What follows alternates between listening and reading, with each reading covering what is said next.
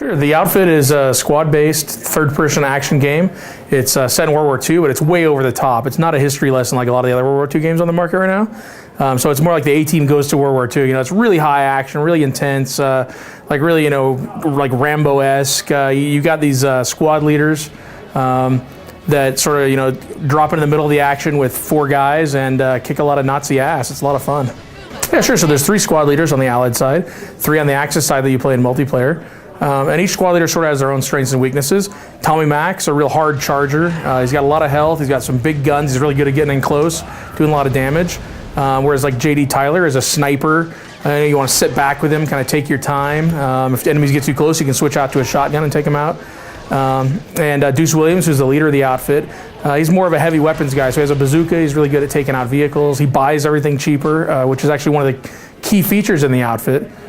Is what we call destruction on demand. It's all about purchasing stuff, so you're not really limited to what the developer, the designer wants you to do in a map. You can buy emplacements, you can buy tanks, you can buy airstrikes, you can buy new guys for your squad anytime you want. So it's really up to you, the player, to kind of drive the action. It's pretty exciting. Sure, so FUs are short for field units. They're sort of the currency of the outfit. So that destruction on demand menu I was talking about, that's where you spend these FUs. So if you want to buy a tank, if you want to buy an emplacement, if you want to buy a 4x4, if you want to buy a new guy, those all cost FUs. And you get those by fighting the enemy, by completing objectives, by capturing points, winning medals. There's all kinds of ways to earn FUs. So you always have a steady stream coming in, and you always have a steady stream going out. There's over 20 vehicles in the game. And that's, so there's 9 purchasable vehicles on the Axis side. There's 9 purchasable vehicles on the Allied side. And there's also a lot of ambient vehicles. So trucks, tractors, trains you can drive. You can even drive a wheelbarrow. So we kind of threw it all in there. If it looks like it's drivable, you can drive it. There's no ambient vehicles laying around that you can't jump in. Yeah, so we have a variety of tanks. The Allied side has a flamethrower tank, so you can really get in close and burn guys to a crisp. It's really exciting. It's really terrifying if you're on the other end of that flamethrower. You just see this gout of flame come out, and you know you're going to catch on fire and die. And then we have sort of the standard tank. You know, it's got like a 75mm gun, real big gun, machine gun. It's kind of good at taking out a lot of different things. And then there's a Calliope tank. It's actually got these rockets mounted on the back of it. It's like a 60 rocket pod, and it just like lays waste to everything in its path. That's on the Allied side. Axis side, you've got a really heavy tank called the Panther. It's slow, but the firepower is like second to none in the game. And then you've also got sort of a like what's called a Wirbelwind. It's this quad 20mm cannons mounted on the back of a tank. So it's really good at taking down aircraft and infantry. And you've also got a standard tank. That's sort of the baseline.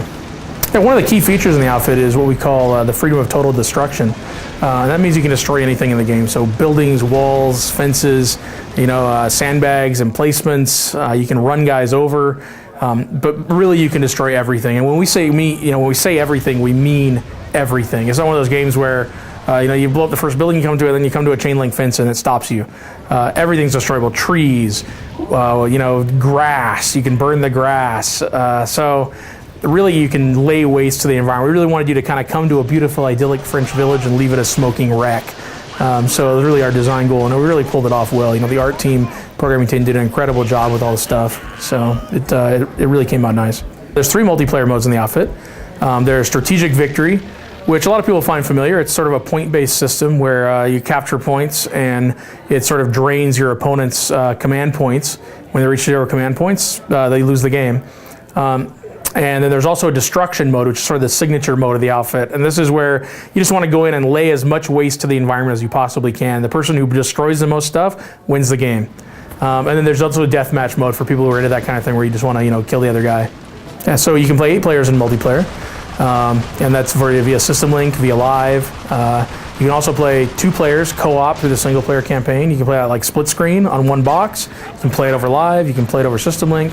You can also play 2-player multiplayer head-to-head on split screen. So if you want to have a buddy over and play a game, it's a lot of fun. And we sort of, you know, we've really designed our game around having really fun games with a small number of players. You know, we think people really want to play with their buddies more than they want to play with giant numbers of people that they don't really know and don't really like and are kind of jerks a lot of times. So the game's really been designed to be super high action with a fairly low number of players. So one-on-one in our game is actually, the outfit, it's really an exciting experience still. You've got all your squad mates, you've got all the guys that you dropped into man emplacements, you've got vehicles running around. The maps are really designed to take advantage of all those things. So, you're fighting each other within 30 seconds and it just never lets up after that. Yeah, so we have over 40 achievements in the outfit. You can earn 25 in the single player game. And those are by unlocking what we call medal opportunities. Medal opportunities are secret objectives that exist in the game. And when you stumble across them, we tell you about it. So it's like, you shoot, I'll give you an example, it doesn't exist in the game. Let's say you have to kill all the trees in a level, right? So if the first time you kill a tree, I'll say, hey, that's a great idea. Kill all the trees and you'll earn an achievement, right? So we actually pop up when you discover those things and then we'll track it for you. So it's not a total mystery as to how well you're doing on that particular objective, but it is kind of surprised when you find it.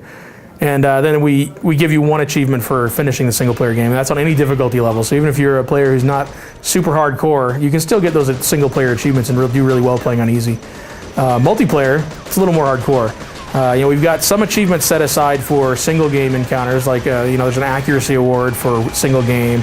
There's sort of a single game kill award for killing a lot of enemy heroes. And if anybody gets that, please give me a call, because none of us in-house have been able to there's a few guys that have been able to get it, but I can't get it. I'm not hardcore enough. And then there's even one for winning 500 games in multiplayer, which is like, it's going to take someone a while to get that. Yeah, our multiplayer maps they're really brilliantly designed. I got to hand it to the design team on that. We had 4 designers dedicated strictly to multiplayer, like balance guys. We also had a balance team that came on, like 4-guy balance team, and actually helped us balance the game. And these are like hardcore RTS balancers. So it was the first time that I know of that any kind of shooter has used a balance team to actually balance the sides against each other.